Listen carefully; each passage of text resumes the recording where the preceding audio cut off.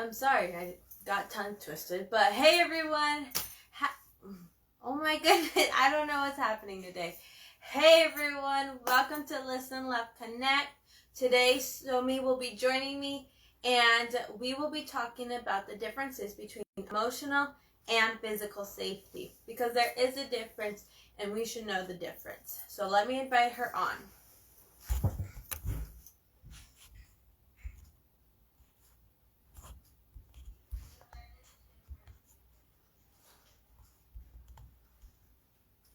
Okay, I just invited her. She should be coming on shortly. I see that she's on. Hello, Somi. How are you? Hey. How are you? I'm well. I like your, I don't know what it's properly called. My head wrap? Yes. Thank you. Yeah, today, some days you're like, yeah, I don't feel like doing it. Even though I have short hair, you still have to like style it. Yes. So I'm like, yeah, I don't really feel like styling my hair today. So it's the head wrap day. That's okay. That's the best part about having short hair. I just throw on a ball cap sometimes, and that's it. I trust me, all day today I was running errands and I was in a baseball cap the whole time. So, when people are like, hey, don't you want to grow your hair out long again? I'm like, yeah, no, thank you. I'm good. Exactly. So I told her, I'm doing good. We have a lot of exciting things that I'm not allowed to share yet, but super excited for the future. Absolutely. Coming soon. So I was telling everyone that today we're talking about physical and emotional, the differences between emotional safety and physical safety. Okay. You wanna kick us off with what yes. you remember when we first started talking about the differences? So when you first introduced me to it, I don't think I quite understood, but now that I know it, it kind of seems like obvious. But you don't think things are obvious until you actually know them, right? Right. So physical safety is like, you always said, do you feel safe in your house? I remember you always asking me that in our therapy sessions. And I'm like, yeah. And then you're like, that's your physical, but do you feel emotionally safe in your house? Mm-hmm. Do I have that correct? Because I do remember you in our sessions asking me that when I would have my tough times. Yes. So the element of physical safety, which a lot of us focus on more so than the emotional aspect of it, is that, especially when you're talking about any form of trauma, is that person feeling like they're going to be harmed physically. So do they feel like something is going to hurt them in the space that they're in? So quite a number of times, and I think I said this to you when we first started, probably the day one, or at least, maybe the next week or so. There are three pillars in when I do trauma treatment. Is I want to make sure you're physically safe, you're emotionally safe, that you're able to self-regulate, and then you're empowered. So that first pillar, if you will, there's so much focus on the physical aspect of it. So taking that person from the environment that they don't feel physically safe. They feel like somebody's going to harm them, whether hitting them or attacking them. So that's what physical safety is. The emotional aspect is where it gets a bit more complex for a lot of people. Yeah. Because when we're talking about emotional safety, we're essentially saying, do you feel you are in a space or with people that you can show up as yourself? Mm-hmm. So all the emotions, anything, just who you are, how you are you able to be fully authentic in those environments? And setting boundaries, I feel like. Right. So I look at it, when you're trying to establish a physical, emotional safety, I the first thing I would say is do an inventory of your relationships, whether with family, outside, whoever is around you, who you consider your core group of people, and ask yourself, can I be myself? Can I be authentic? Can I show up as who I feel I am, even if that is evolving? And Yeah. those people in my life are not going to judge me. They're not going to invalidate me. But they're going to be there, whether to see me and to hear me. So that's Right. the first thing. The second thing is, and we've talked about this, understanding your triggers. Yes. Even within your core circle. What are those things, especially if you've had a traumatic experience, you being able to communicate and letting your core people, have an understanding that these are the things that trigger me. So even being able to communicate that, knowing it first of all, and then being able to communicate that is huge when it comes to establishing an emotionally safe space. The third thing has to do with your ability to regulate your emotions. Now, one of the things that I'm realizing, and again, in just my evolution as a therapist, especially working with trauma survivors, is that a lot of times there needs to be co-regulation before there can be self-regulation. So even, having those core, like for you, you had your mother, where she could help co-regulate you. And as you were, I call it putting on your training wheels and getting the hang of how to self-regulate. So that's what, the element of co-regulation.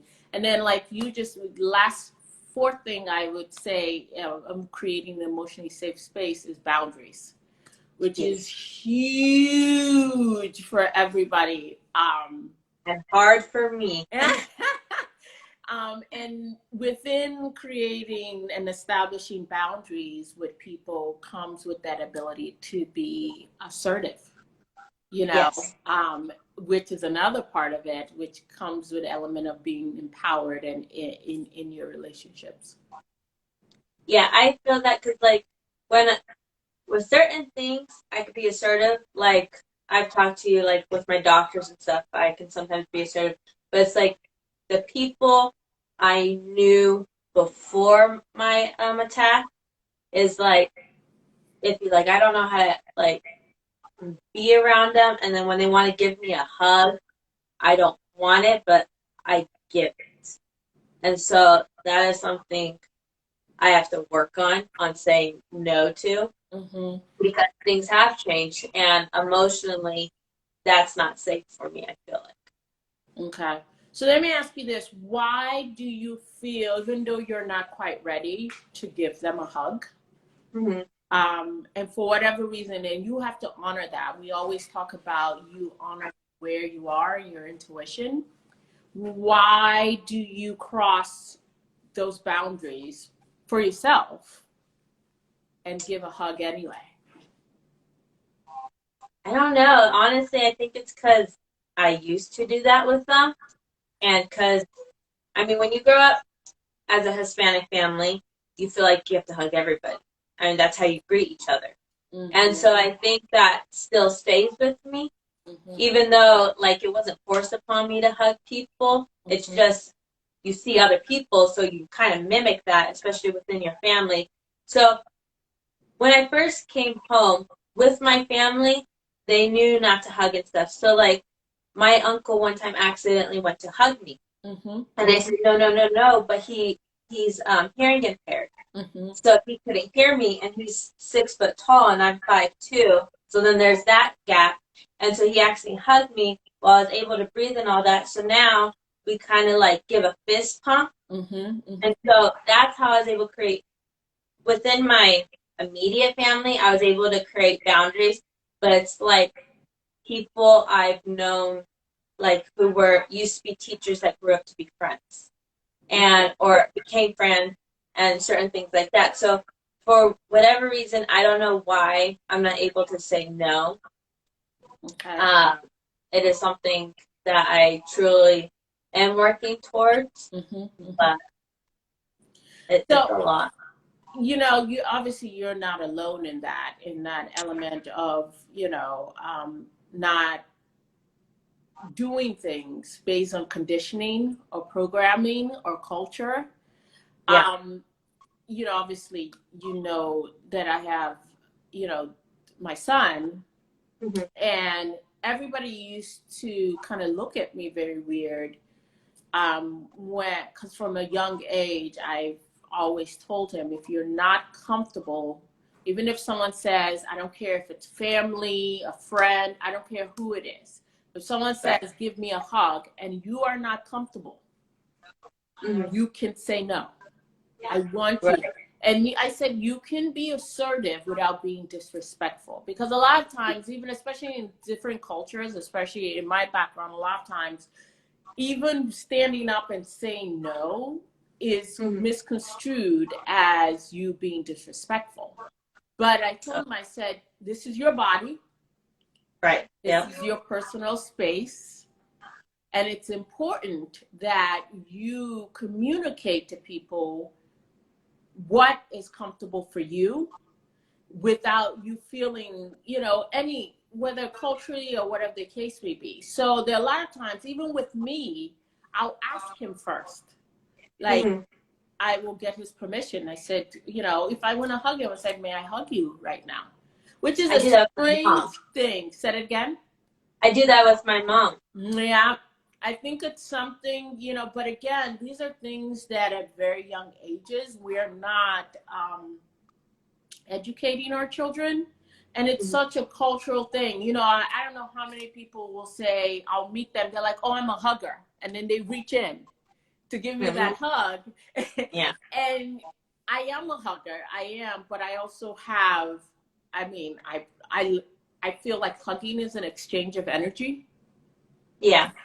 So I'm very protective of that. So even though I'm a hugger, if you're a little, and I'm like, as I see it coming in, I kind of lean back, and I just say, and now with COVID, oh my gosh, it's a great excuse. I'll be honest, like, of course, COVID is awful and everything, but the benefit from my trauma with COVID was I didn't have to touch it.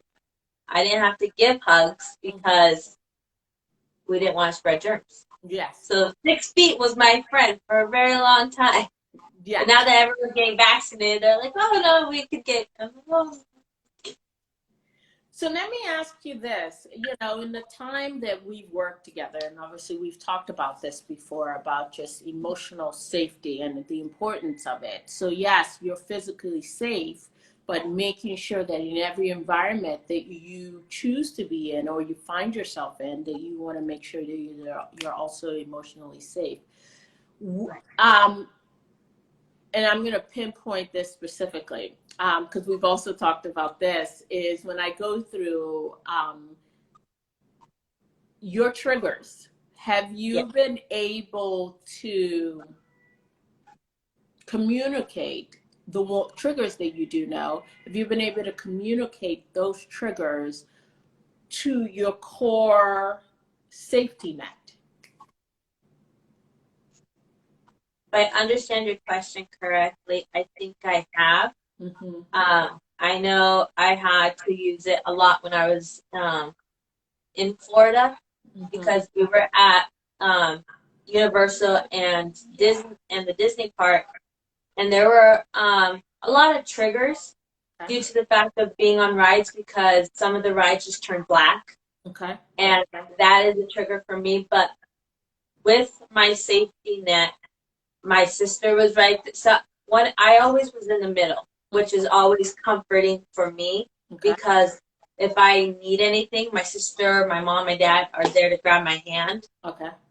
And so am I understanding your question correctly? Yeah. No, that's it. So, again, the element of creating a emotionally safe space, you want to be able to be vulnerable and authentic. You want to be able to know your triggers. You want to be able to co-regulate or self-regulate, depending on, who's available for you.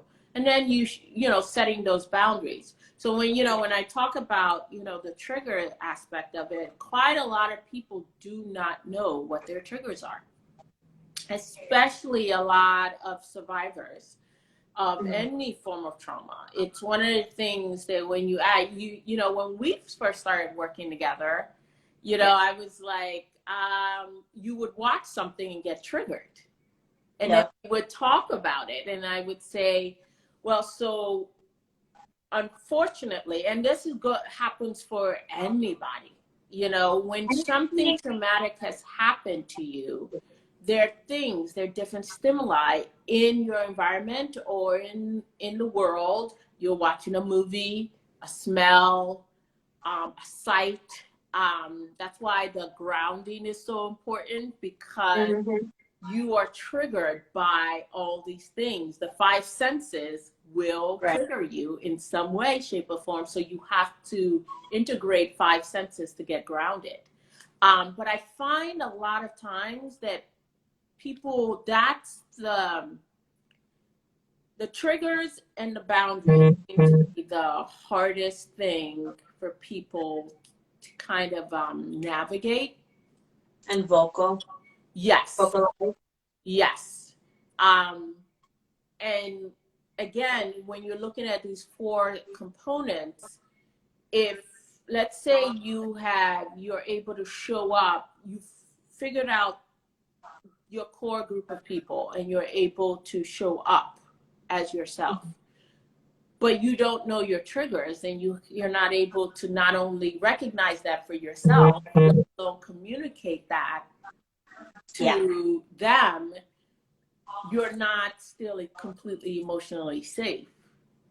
Yes. So so for instance, you guys going to Universal, and if you didn't have your sister there, your mom or whoever, that also you have communicated your triggers to, you could have had like a severe episode. Just because, it's not so much that you weren't safe with them, but you weren't, hadn't come to an awareness of, certain things that could. Right. And a lot of times what I do is like, I talk in my head. So like, I'm like, I'm on a ride. I'm on a Disney ride. I'm at Disneyland. I'm on a ride, and then the lights come on, and then, and a lot of breathing. I kept remembering to breathe. But it was just that extra support that helped remind me that I wasn't in the room anymore, as we say. So let me ask you this regarding like co-regulation and self-regulation. What would you say has been your experience with that component of emotional safety? I think it's been hard weaning off to be from co-regulation, because I just that support I've had for so long, and I think that's why I kind of got Kaya to be in my life, so that I could be independent. But I don't even know if that's still co-regulating. So it's difficult, I guess you could say, to just wean off that. So yeah. So it's interesting. Recently, I saw this thing on IG that focused on co-regulation, and I was so excited because we talk so much about self-regulation and we don't really focus, talk a lot about co-regulation. And then when we talk about co-regulation, we tend to focus mostly on children. Yeah, especially babies. It's like when they're young and you bring them close to soothe them. But what I tell people all the time is, like, even as an adult, it's good to have something or someone that helps you to co-regulate. And Even now, I don't feel like there should be so much of an emphasis on self-regulation. I don't feel like if it's a secure attachment and a healthy attachment, I'm not sure if there needs to be some kind of a push or focus on, oh, you have to self-regulate. Because I'm like, as you get older and as you move on in your life, right, whether in a relationship or whatever the case may be, you're constantly, there's a going back and forth between co-regulation and self-regulation. There are times when you're just going to be by yourself and you're going to have to, regulate yourself. And there are times you're going to be with someone. It's like, you're having a panic attack and your friend grabs your hand and squeezes it and, is giving you that element of grounding. And that, I don't see that as unhealthy, and neither do I see that as problematic. Right. But, I think, again, because there's such a push for self-regulation, self-regulation, I feel that we miss opportunities where we could co-regulate. And it doesn't have to be parent-child. It could be just any secure relationship. Yeah, I could see that. Yeah. So, so you're saying that it's good to have self-regulation, but it's also okay to have co-regulation. Absolutely. And I think a lot of times we skip over. We go, and I've been guilty of this in the past, where I'm so focused on getting someone to self-regulate that I am not incorporating. I feel like we skip over co-regulation and go right to self-regulation. Now you have to keep in mind that everybody's different. If you have, I remember working with a child, a toddler who's now, an adolescent, but as a child, they didn't have that secure attachment with any core figure. So that element of co-regulation wasn't even there earlier on. And then here I am working with them as an adolescent, and I'm telling them, oh, okay, so we're going to work on you self-regulating. And I'm like, there was always something off. And then one day the light bulb went off and it hit me. I was like, this adolescent doesn't even know how to co-regulate. Like, they don't have that experience of being held close and soothed and all these different elements of co-regulation. And then we're just skipping over to self-regulation. And he's kind of looking at me like, you've lost me. And so I had to go back and integrate the primary caregiver in his life and say, when he's out of sorts, these are the things I need you to help him do. Like, you have to be his training wheels until he's able to ride by himself. And again, using the metaphor of riding a bike, we don't tell children, okay, get on the bike. On the 2 wheels. 2 wheels, let's go. It's a progression. It's, the tricycle and then the training wheels. And then it's mom or dad or whoever holding the bike as you get balance and get comfortable. I feel that when it comes to emotional safety and regulation, we need to go through that process as well. And because I feel that a lot of times we set people up to fail. Yeah. By just saying, okay, here are all these things. I want you to do this grounding. I want you to do this. I want you to do this when you feel this. And they're looking at you like, this is too much. You have to think of all these things in your head all the time. Yes. Like, there's a few times I've been out by myself. Of course, I had Kaya with me, and I just went in straight in panic. And I'm lucky that I had her there, but I also had to remember to breathe. She was helping me with deep pressure therapy, but I had to remember to breathe in 4, out 8 correctly. Right. And so I guess that would be self-regulation, right? Yes. Yeah. But I also think it has to do with our society. I think it's getting a little bit better with the talk of mental health and everything, but I feel like with emotional, everyone, like you said in the beginning of this or this listen, look, connect, is we focus on physical, but a lot of times with today's society, we think emotional, like, come on, let's get it together, suck it up, man up. Mm-hmm. I remember that being said by teachers and stuff, man up, let's go. Yeah. And I think that's where it comes from. Yeah. Is, yeah, by society. I feel like it's getting a little better. I mean, it could be much more, but yeah, I feel like it's society that, I mean, it's always society, right? That has a mindset for us. Yes, I mean, we have a lot of unlearning to do in our society. Yeah. And for those of us doing the work, it can seem daunting and just like, oh my gosh. But it's so necessary to unlearn, deprogram, and relearn a lot of these different things. Because you're right, for years, there's been such a focus on physical safety, 10 years ago, I worked with a client that was being physically abused in the home. And so, of course, with any kind of welfare system or child foster care, they go in and they take the child out and they say, oh, we've removed them from the unsafe environment.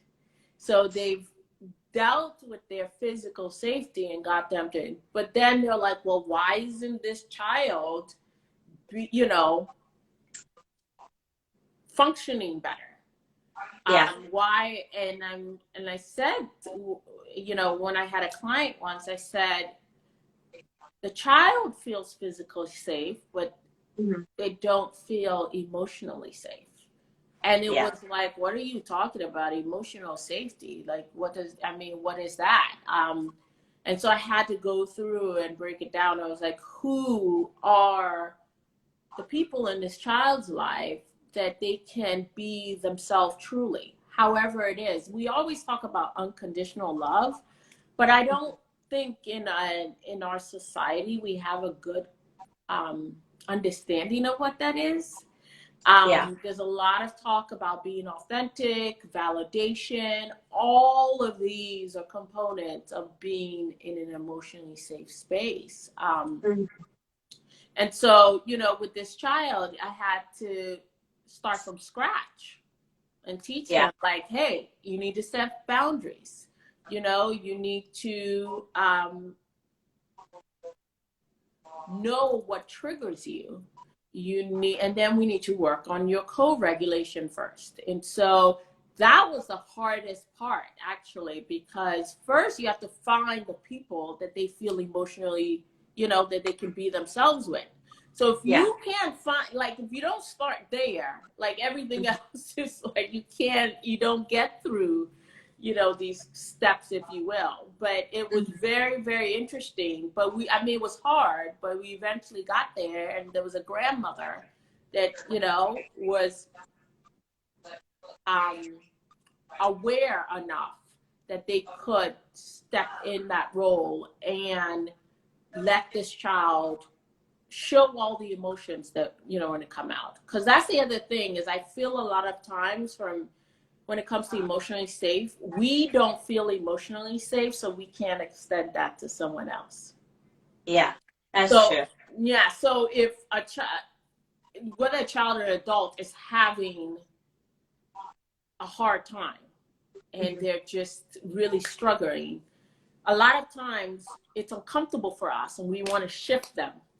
We don't want to, remember, earlier on with some of your episodes, we would be on the phone and some of it was just in silence. That's a part of co-regulation. Your mother would just hold you. I would be on the phone letting you know I was here. We weren't giving up. We're going to get through this and come out on the other side. All of these are important, but you have to be in an emotionally safe space yourself. Right. And I feel that as a society, a lot of us are not there, so we can't extend that to someone else. A lot of times we like to sweep it under the rug because we don't want to see that. Yes. or it's just uncomfortable. And I get it, it's uncomfortable, but I'm like, even if you find just one person that you know, I can be myself. I have communicated my triggers to this individual. They can help me co-regulate if I can't self-regulate, and they respect my boundaries. Yeah. Those 4 things are so crucial in creating your emotionally safe space. And that's so true. And like, so with emotional and physical safety, the key components is finding someone that you can co-regulate with, finding your triggers, and how would you go about finding your triggers without triggering yourself? So when I say, I wouldn't say find, but being aware of your triggers. So it's not like you're putting yourself in situations where you, so as we go through our everyday life, I'll use your example of one time you were watching a movie, and I can't remember if there was some kind of a violent scene to it. Do you remember what it was? So it was a G-rated movie, and it was, there's bullying involved, but the bullies were harassing and following her, and that's what, after my attack, that's what happened to me, which was a huge trigger, because when you get out of a class and your bully's there, that was a set off in my brain, that danger,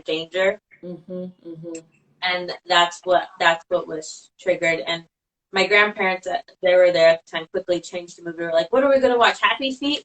And so that was the movie, that was the scene that was triggering for me. And don't be embarrassed, guys, that if it's a G movie that triggered you. That triggers you. So that's what I say. It's not like you're going around trying to create scenarios or find your triggers. You will, your body, as you become more intuitively aware, you will realize, okay, I just got triggered. There will be some form of a reaction that comes out. It could be yelling, it could be bullying, it could be a violent scene in a movie. I know that when I was in Nigeria working with the Chibok girls, their Black Panther came out. And oh my gosh, all over social media and everywhere, my friends, everybody, my brother even wanted to screen Black Panther for the Chibok girls. And it wasn't till, I don't know who I was speaking to, but someone told me that the beginning scene is an homage to the Chibok girls, where they are rescued. And so and I usually do this when I'm working extensively with any trauma survivors, I tune out any, because it's so much, I'm taking in so much emotionally. I create a space, and I know that violent imagery, or anything dealing with what I'm working with is a trigger for me and will elicit stress responses for me. So I mean, till today, I have not watched Black Panther. And that's because of everyone's like, well, you can just fast forward that scene. And I'm like, but I'm aware that it's in there. And I'm aware of, everyone says it's a great movie. And I'm like, I trust you guys, but I'm still not there where I can watch Black Panther because of the connection to the Chibok. And I feel like movies do so much for like the trigger warnings on top, but like some things that they think is innocent is not. Yes. Yeah. Especially with like with the movie I watched, I don't think they thought anyone would get triggered by that. I don't think with the Black Panther, they would think anyone got triggered by that. I know when Witches came out, there's a whole group of people that were outraged, and I think they were triggered with how the witch's hands were because of the disabilities and hand formation. So I feel like movies try their best, but they're not really aware and informed. Maybe they might be aware, but not informed, I should say. I completely agree. Here's another good one. I don't know if you've heard of this movie called Inside Out. Yes, we use it with autistic kids a lot. Yes. So obviously it came out. Everyone's like, you should watch it. It's, you know, G-rated. It'll be good for your son or whatever.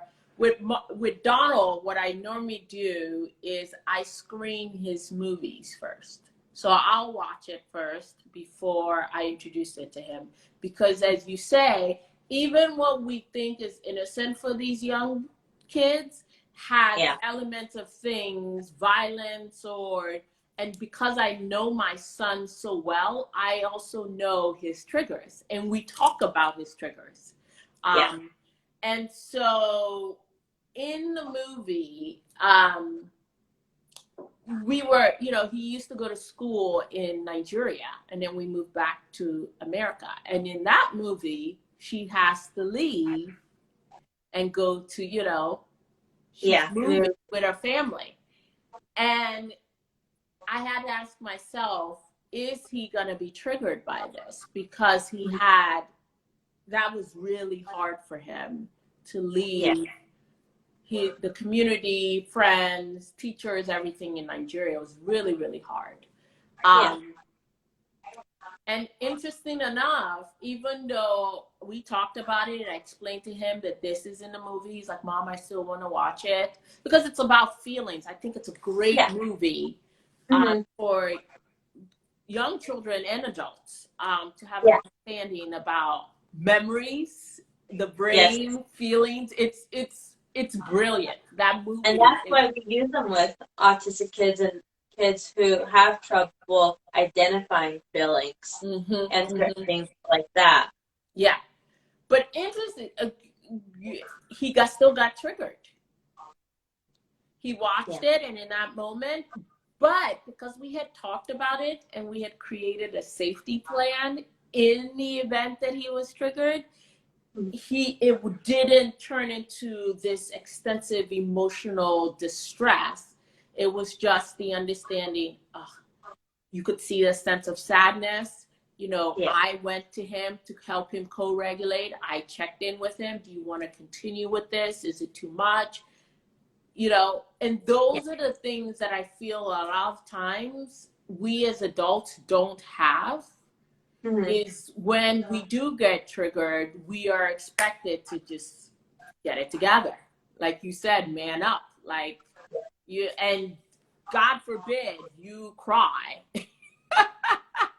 No crying. Is so therapeutic. God forbid you cry. But especially with boys and men.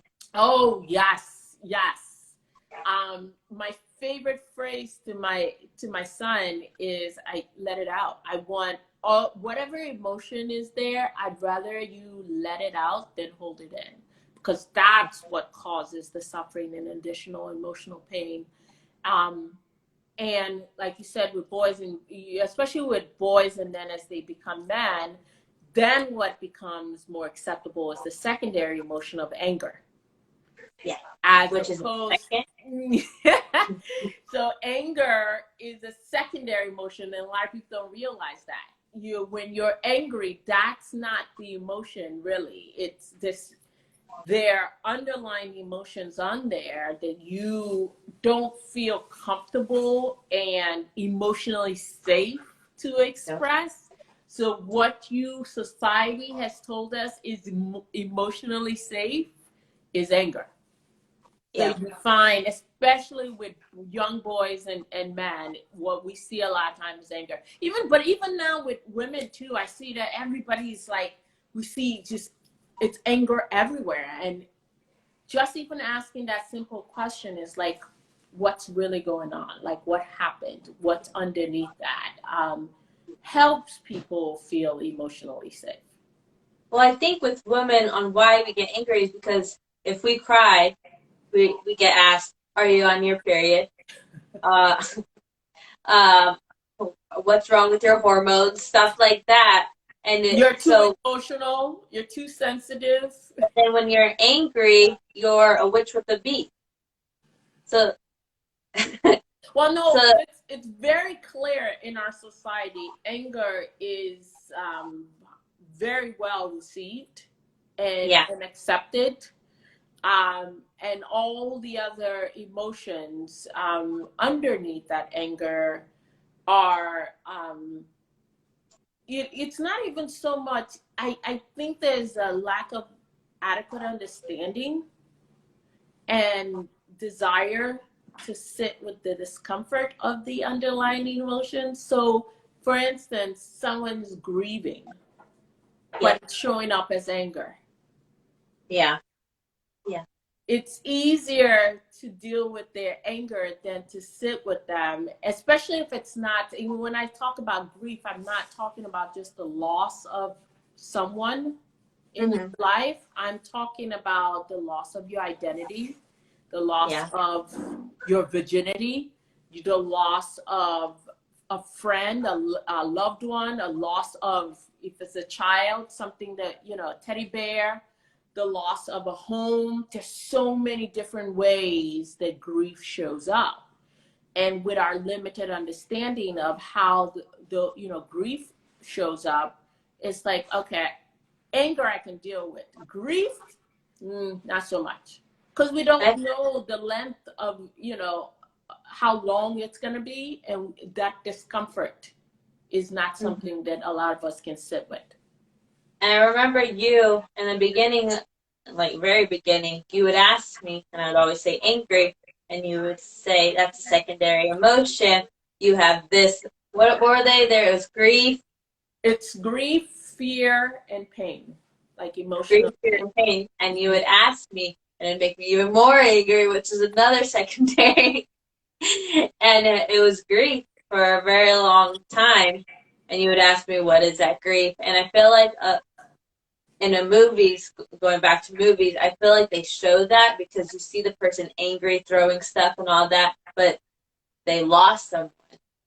So I feel like movies do that a lot by showing anger and grief because they're in one, basically. Mm-hmm. Yeah, no, I mean, I think the thing that a lot of people don't realize that triggers most people is what we take in, what we hear, and what we see. Yeah. Sometimes, obviously smells will trigger us, but quite often is what we're seeing and what we're hearing. It could be, this person's voice sounds like the voice, during this, or seeing the weather. Yeah, the weather is that's a big one. Yeah. It's so interesting. People are like, I don't know what's going on with me right now. The other thing is, and you and I talked about this earlier on, is anniversaries. Yeah. Yeah. So when you have a traumatic event, I have yet until even people that are thriving or is securely healed, the anniversary of that traumatic event always brings about something. And if you're not aware, and sometimes it happens a week or two before the actual date, sometimes it's that date, and then it goes, it all depends. But what I always tell people, don't get comfortable thinking that you will not be triggered on that day. So have a plan in place. And for everybody, it's different. Whatever that safety plan is, have it in place. So on that day, okay, whether it's a week or two, you start to feel a certain way, whatever it is, just know that, I have to, implement and follow through on my safety plan. Yeah, and we have one for both anniversaries, but this year it changed a little bit. It also can happen with people who lost someone that they're very close with. I know that my mom, on a certain day that her grandma died, she feels a certain way. Yes. And even a couple days before that, she feels that, and sometimes she doesn't realize it until that day. Yes, yes. So again, finding spaces where spaces where you can show up as yourself. That is I can't emphasize this because for so long we have really, really focused so much on physical safety. I'm like, the emotional safety is really, really key, is equally as key. Yes, I want you to be out of this situation where, you know, you're not being physically harmed anymore, but then comes the real work. It's like, now you have to find where you feel emotionally safe. And I feel that's where, as a society, we are right now. People are really showing up and being authentic and, you know, setting some real boundaries. And I always tell people, like, when you set a boundary and you have a pushback, that's... Yes. Follow through with it. What'd you say? Oh, I'm sorry. I didn't know that you froze. I didn't know you were talking. Oh, go ahead. I just said you need to follow through with it. Yes, yes. But, you know, no matter the amount of pushback you're getting, Yeah. you set those boundaries because those are important for your emotional safety. They're very, very important for your emotional safety. Well, thank you so much for joining us. Do you have any last words for all of us? Again, I mean, I just want to, you know, remind everybody, you know, emotional safety is so, so, so important. And there are 4 things just to remember.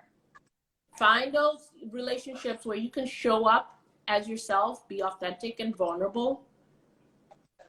You know, have an awareness of your triggers,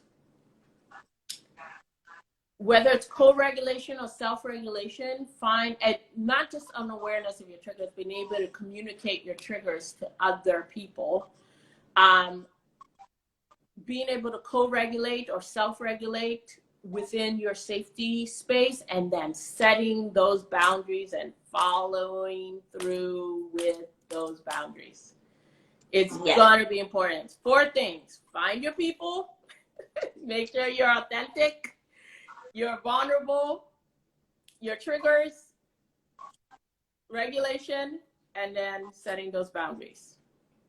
Thank you, Somi. And next week, you're joining me on Wellness Wednesday, right? At 12? Yes! I'm excited. We're going to do some yoga, some very self-aware, trauma-focused yoga.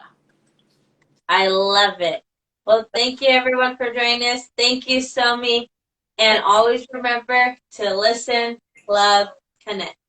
Bye. Thank you, Savannah. Bye, Somi. Love you.